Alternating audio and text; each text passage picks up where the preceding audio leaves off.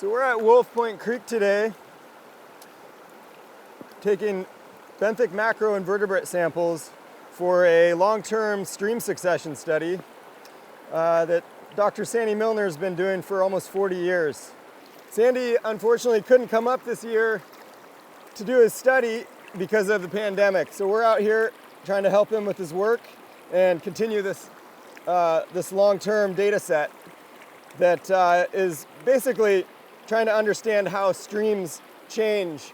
In the last 100 years, this stream was under a glacier. And so the study of stream succession is trying to understand how streams age from that initial point where the glacier melts back to streams lower in Glacier Bay that are maybe hundreds of years old. What I'm trying to do is wipe off any aquatic insects like midges or chironomids, stoneflies that would be on these rocks scraping algae. We're using what's called a Cerber sampler today to collect benthic macroinvertebrates off the rocks.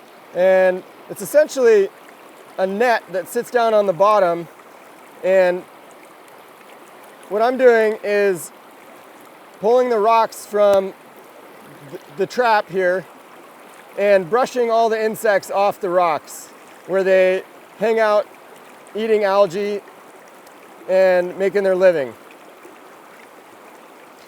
The insects get washed off the rocks and into the end of the net. And it's a representative sample of insects in the stream. One of the insects that we're trying to collect, and it looks like it's probably a stonefly. We've got to wash it down into the caught end of the net, and it will be part of our sample for today.